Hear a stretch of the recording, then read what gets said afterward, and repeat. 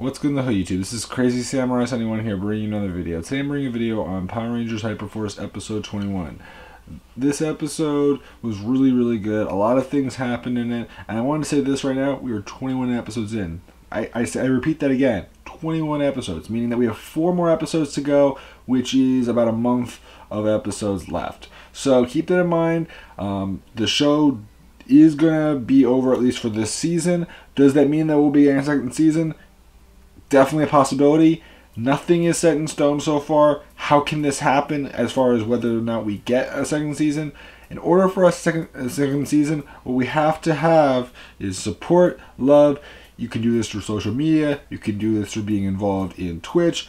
You name it. A lot of things can happen, but let's not get carried away here. I don't want to spend too much time on that. Just bringing it up for all you guys that are wanting a second season, because I know we're 21 episodes in, and I wouldn't complain about a second season. I think it would be a great thing if we got a second season. I mean, it's been a really fun show.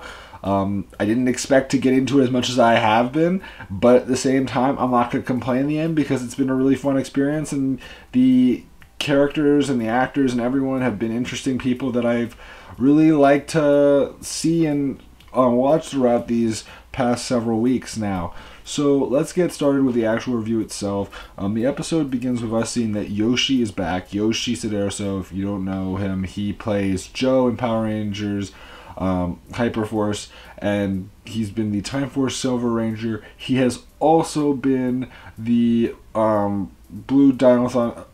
Blue Dino Charge Ranger. Sorry, I said Dino Thunder. Sorry about that. That's happened multiple times even to them. So that's important. So he does return this episode. It's great to see that he actually gets a return, and he should pretty much be staying through the rest of the show. So that's good to know. Just based off of how the episode kind of set itself up, yes, it does look like Yoshi is now going to be a permanent fixture in the show. So let's get started. From here, what we see is that the Rangers are talking about the Alliance Leader, and then they notice a disturbance. For starters, they notice that Marv's morpher seems to be ripped and repaired poorly. And the thing is that clearly this is kind of referencing the Shattered Grid story. At the same time, they don't remember it. So if you're wondering why they don't remember it, it has to do with Shattered Grid. Now, if you want to know more, big suggestion from not only me, but from them, read the comics. Read the Mighty Morphin Power Rangers 25th issue. It should be coming out today, the 25th. So, 25th. Is it? No, it's 28th. I'm sorry. 28th.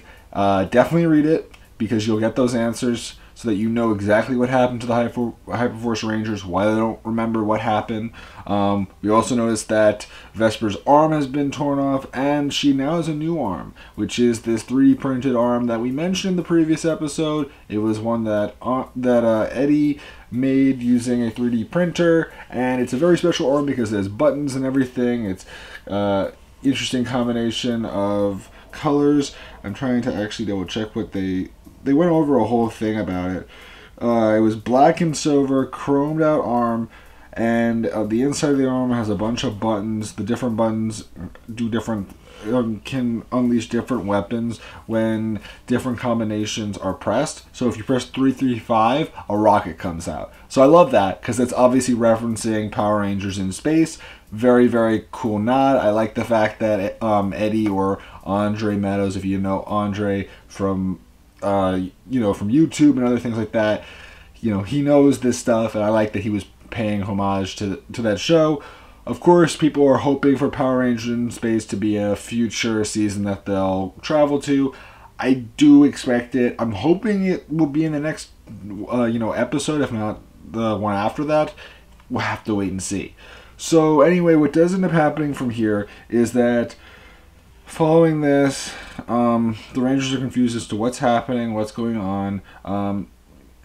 We also notice that Eddie has a weird Furbus doll. You might remember that as well from the Shattered Grid story, so keep that in mind. You should definitely watch the past 2 episodes, because those episodes will answer some questions about, like, why is Vesper's arm missing? Why is Marv's morpher, in a weird way? And what's with this doll, So anyway, what does end up happening from here is that Vesper tries to restrain Alpha 55, because she pretty much thinks that Alpha did this. She thinks that Alpha can't be trusted, and there's obviously this other aspect about robots and her relationship with Alpha, which has been this weird kind of relationship this whole time, but now even more so than anything has gotten pretty weird.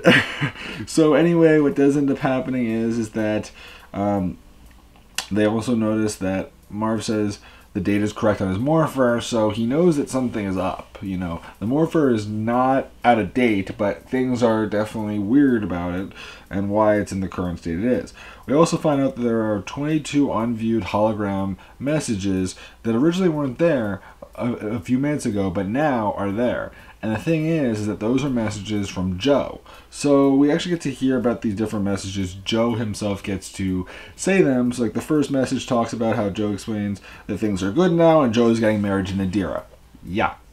Nadira and Jo, it's happening. So interesting story there. Second message talks about contacting the Rangers and also Jen Scott, which he continues to fail at that. Third message just says he has a present for the Rangers. It's not clear as to what that really means initially, but it makes sense in the end. Then the fourth message mentions that he's worried and he's searching for the Rangers, and the fifth one he's still looking. It continues with more and more messages until eventually the message 16 says something weird just happened and Jo lost some memory, and there was a wedding planned the same day as being engaged. So that's kind of interesting. Yes, pretty much not too much time afterwards, this wedding is actually supposed to happen. And what also turns out to happen is that when he lost, something weird happened or whatever, that was him actually losing his memory. Yeah, there is like a whole memory moment, and he's getting married in like 10 minutes, so the Rangers have to pretty much go head off to figure out what's going on. You also have to consider this: Jo has been engaged for several years now, so it isn't like he's been engaged for a short time. It's just that now they're actually officially tying the knot. So they've always had a plan in mind to be married. It was just a question of when would it actually become a reality. Keep that in mind so you understand this, because they do bring it up and clarify that several times that yes, they were planned and now it's official. So Nadira is curious about what's going on after Jo is contacted by Marv, and Jo basically says that you have to get ready because the party's going to happen very, very soon. So at that point, the Rangers understand. They end up preparing. Marv has to prepare a speech. At the same time, Marv ends up wearing a black and red suit. The Rangers are teleported back to home, which actually means they are teleported to the Time Force headquarters.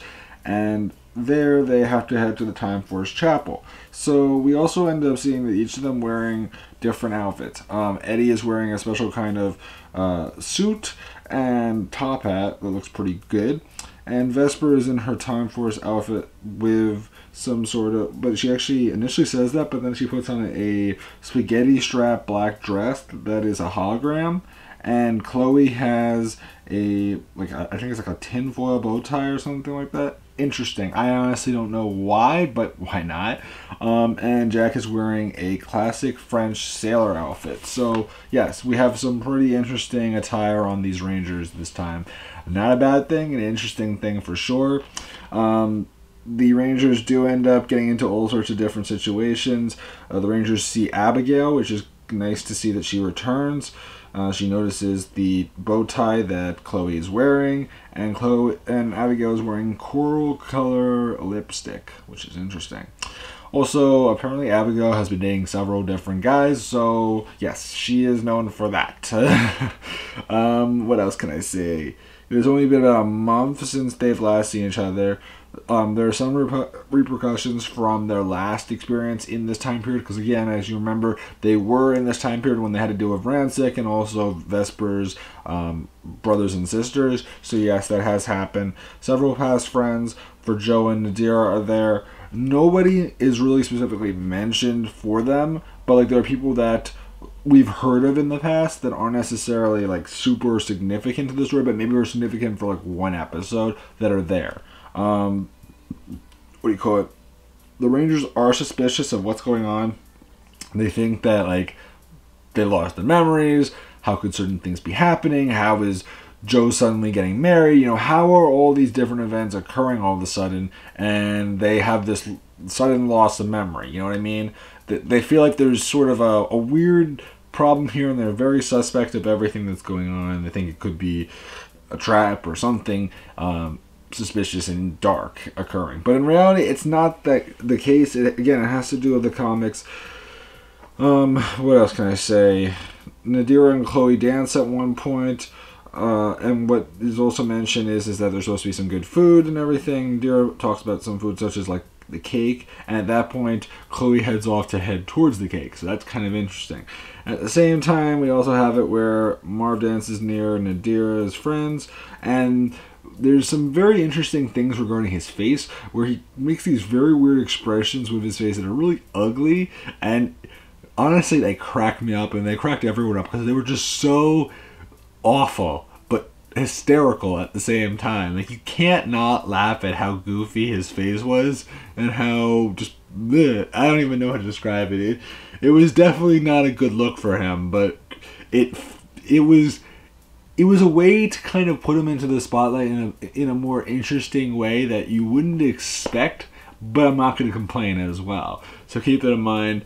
The girl, so eventually what ends up happening is that Nadira's girlfriends are like weirded out, and eventually Vesper decides to get a drink refreshment, talks to Eddie, and Vesper is suspicious still of Alpha 55 regarding her arm. So anyway, following this, Marv is having a tough night. What ends up happening is that Marv suggests a new move. As a suggestion for Vesper. Marv actually bumps into Abigail and some other people, and they're all weirded out, which is, again, he keeps on struggling with different characters. Eddie suggests to dance with Chloe. Actually, Vesper does. Sorry, Vesper does that. I'm sorry. I'm reading over notes because I have a lot of notes for this episode, and let's just say this much: a lot of different events occur. Chloe tries to put him in a better spirit, makes the situation pretty good. Eventually, what does end up happening is that Jo catches on to Chloe getting a big chunk of cake out. And the thing is that Jo freaks out because there's a huge chunk of cake missing from the big wedding cake. And so they have to cut elsewhere. So that all does end up happening. Eddie does know certain people at the wedding. He actually sees his parents and disappears, and eventually he returns and actually finds his parents with Bianca. Though there's really no like conversation that occurs, but it's kind of hinted at as to something may go on. And that's kind of interesting to obviously keep in mind. For those that are curious, will we actually get to finally have a conversation occur between Eddie and his parents? That is something that they're kind of hinting at as being an unlikely thing. If it happens, it will be not so simple because they'll have to somehow create a story that makes sense for it. Otherwise, it will have to happen in the second season, just because there's really not a lot of time and they're getting down to the very end of things. So they kind of have to like finish up a lot of other big points that you can't avoid now. So that's very important. Eventually, what does end up happening is that the Rangers are asked about the arms, and they also talk to Jo about what's been happening. And eventually, Nadira and Rancic end up dancing together. Chloe feels something when she sees this dance. She feels very emotional, reflecting on her parents and everything. As I said before, Eddie spots Bianca. There's conversation between Jack and Chief Patel about this wedding and how much Nadira and Rancic have improved. All this is brought up. Eventually, the Rangers are all contacted by Alpha 55, mentioning that they received a message from the Sentinel Knight regarding the Corona Aurora and that it's in danger and they have to head to the year 2007. So that's very important. 2007, Corona Aurora, Sentinel Knight. What is that referring to? Power Rangers Operation Overdrive, which is a very underrated season, very poorly received overall, but at the same time, interesting. I'm not going to complain either way. I mean, we've gotten several different seasons represented, and it's good to see, even if it's not a super popular season, that it was represented in any way at all. What does end up happening is that the Rangers head into their Hyperforce time ship. Before that, Jo has to say goodbye to his wife and everything else. And, you know, Nadira trusts him and understands that things will be fine. Jo and Marv say goodbye, and then they head off. Marv and Jo go with the others, and eventually what we end up seeing is that in the ship, Jo reveals that he has a new fancy morpher, and it looks like the Hyperforce morpher, so that's kind of important. And yes, he'll be joining them on their trip, and that was the big surprise, that he was going to have this wedding, and then he was going to go on this trip with the Rangers and stay with them, and he's not going to leave them until their mission is done. So that's very important, because again, he's been on the run for a long time, but now he's doing it with a good cause, and things are looking good for him. So that's very important. Eventually the Rangers do head to the year 2007. Chloe and Marv talk privately about feeling sad because seeing all the families today and not having her own, obviously. Marv mentions that maybe the Corona Aurora, because the fact that the Corona Aurora actually has the ability to bring back people, maybe they can use that to actually bring back her parents.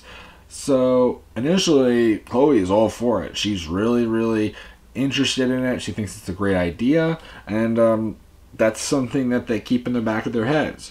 Chloe mentions like her need to have multiple cakes when she has her own wedding, because again, they just went to this wedding and she's feeling a lot of emotions.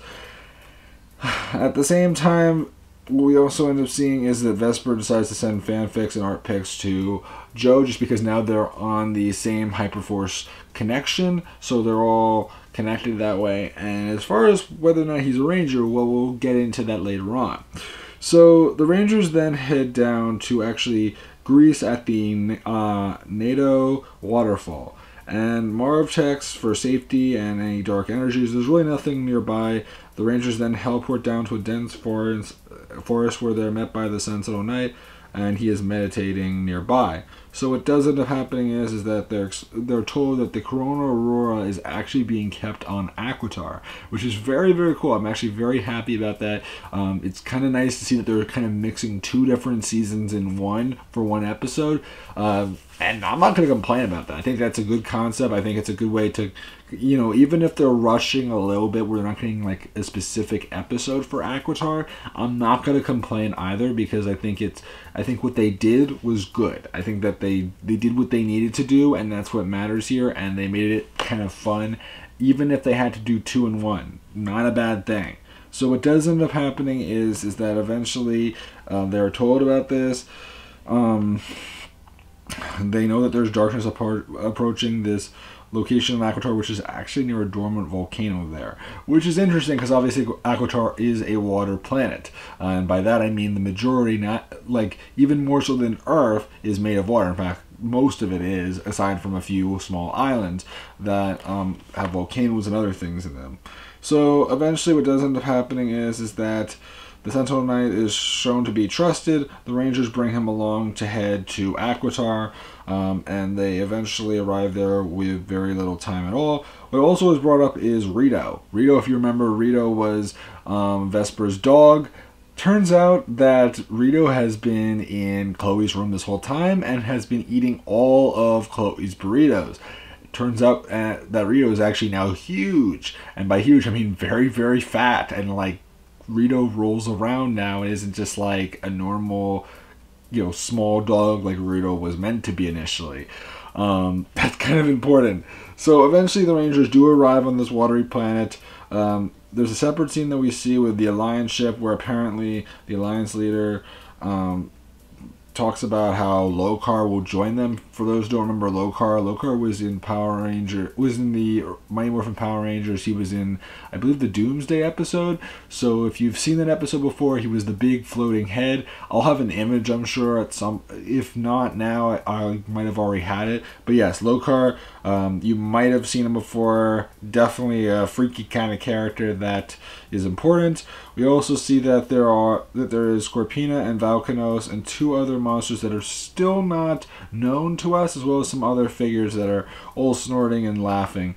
So then back with the Rangers see 2 figures with blue faces and white-blue pads. They create water walls looking for something apparently, and the Sentinel Knight mentions the equation villains that can absorb water. So that's very important because there was one that was in Power Rangers during the 3rd season with the Alien Rangers, and we'll get to that because they don't actually have that villain, but they have but these figures are actually the children of that villain. Yes, they were never in the show, but they decided to create this unique, interpretation of these villain children that never existed prior to now, but I'm not going to complain either. So what does end up happening is that they head down there, they try to head up towards the volcano, but eventually Jo decides to stay back. He is met by these 2 creatures, which they actually, what do you call it? Something guides them towards the mountain. Let me see here. The Hogs discuss that they think they see something, and they head towards Jo. Their names, by the way, are Hydra Jr. and Hogs Jr. Hydro Hog is their father. If you remember Hydro Hog from Power Rangers during the 3rd season with the Alien Rangers, he was their main villain. So yes, these are his children, and they jump and try to grab Jo. They actually use their ability to suck the energy out of Jo, removing the water out of his system, making him extremely weak, and that's very important. Jo's hands lose all its water, and Jo gets really hurt fairly badly. Eventually, Marv does break free from the grip and actually releases, I believe it was Hogs Jr., so that he is not grappling onto Jo anymore. What we do end up seeing is that Marv does morph. He fights Hogs Jr. and goes to hit him, and then Chloe morphs to join and tries to attack as well. The dry circle hasn't collapsed yet. Chloe uses a hurricane whirlwind to try to sand Hydro and Hogs.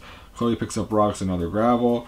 What else can I say? Eddie and the Sentinel Knight join together to fight, although initially it said that, but they don't actually do it. What actually does end up happening is that this episode actually has a lot of stuff with Sentinel Knight and Jack, which I kind of like that whole aspect.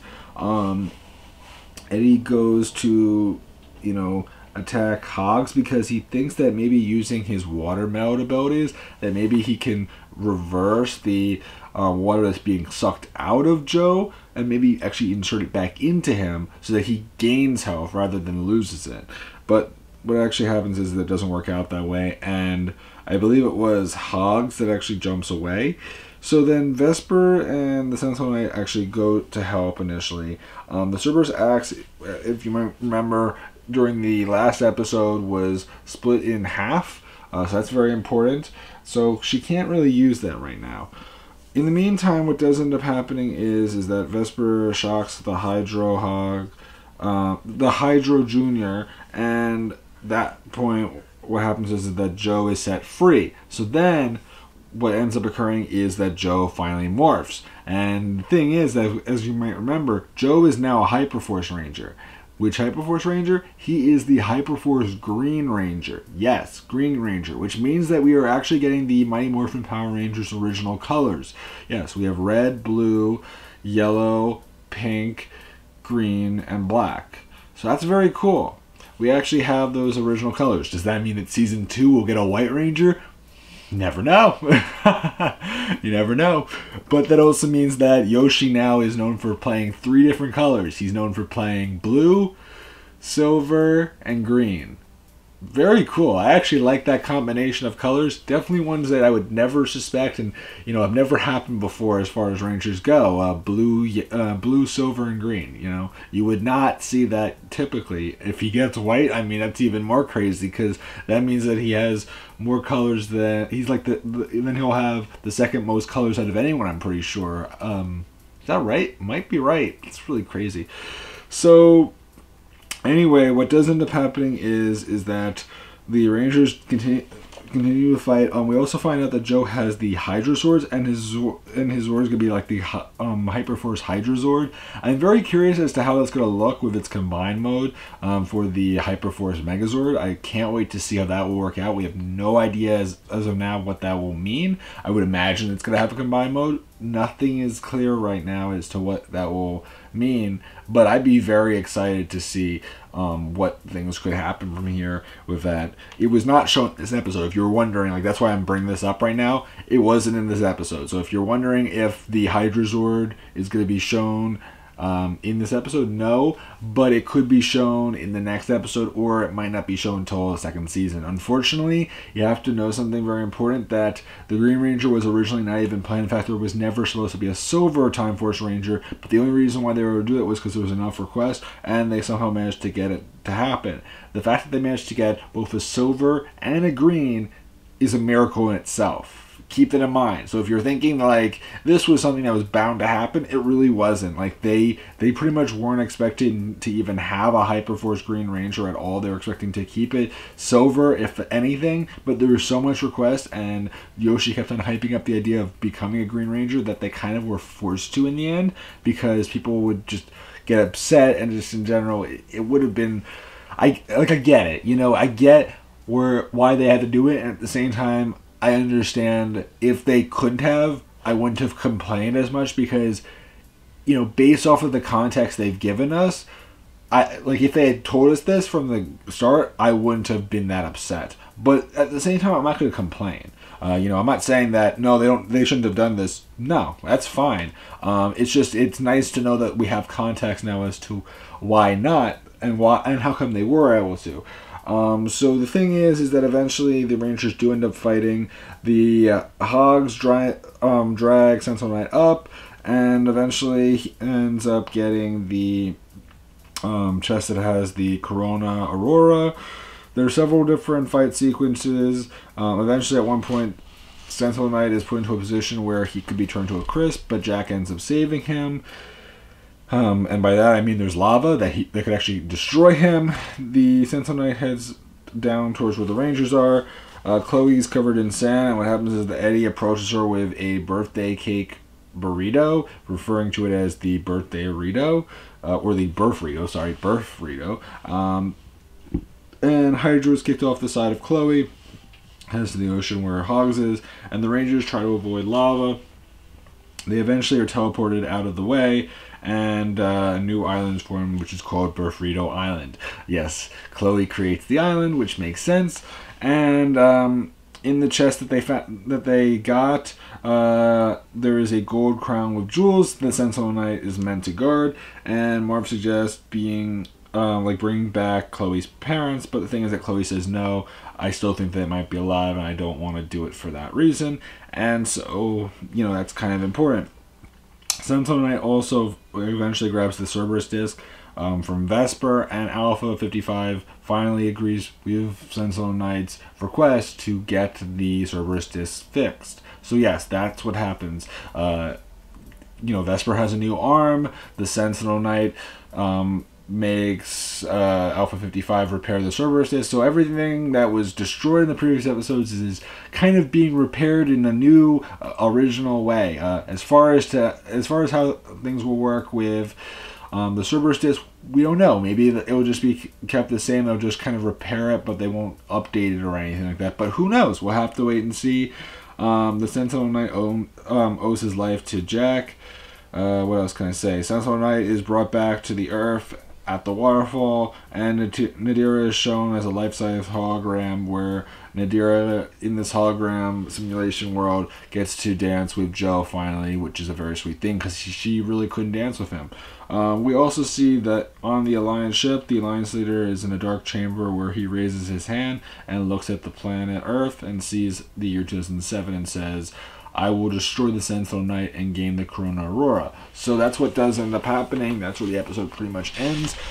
Overall, as I said before, I really liked this episode. I thought it was really cool. We got the Hyperforce Green Ranger. We got stuff with Qatar. We got stuff with the Sentinel Knight, which means we got Operation Overdrive. We got Alien Rangers. And we have a 6th Ranger. So 3 big things happened this episode. Yes, we did not get actual Hydra Hog. It would have been very cool if we actually got the regular Hydra Hog.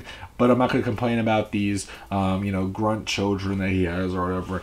Still cool that we got something from that season. Again, we have ones from, a lot of these different seasons now. There's still several seasons that were never represented.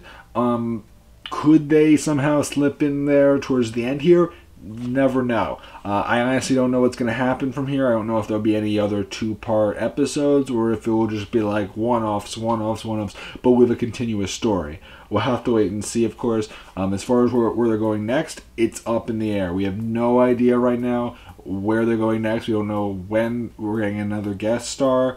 We don't know who it will be. We'll have to wait and see.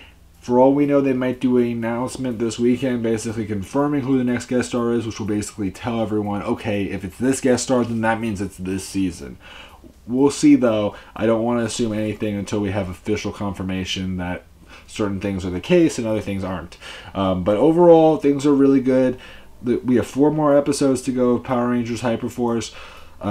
It's been a really fun show, and yeah, it's gonna be interesting to see where things will go from here, and I definitely can't wait to see what they'll be doing in these next 4 episodes. 4 episodes, you know, I keep on bringing it up because it's just it's a hard thing to imagine that, you know, we've been watching the show for 21 plus weeks, and now it's almost over for whatever it is. Again, we don't know. Maybe there's a second or third season, but as of now, it's up in the air. I don't want to say anything.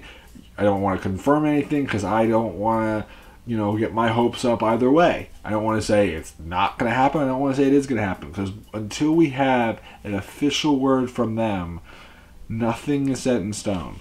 So please remember to like, comment, subscribe. I'd love to know your guys' opinions. What did you guys think of this episode? If you have watched it, definitely tell me. If you haven't, I hope you guys enjoy it. And definitely tell me when you have watched it, because that is going to be great to hear from you guys. So please remember to like, comment, subscribe. And I will see you guys in the next episode. So until then, guys, I'm Crazy Sam Wrestling 1. And goodbye, guys.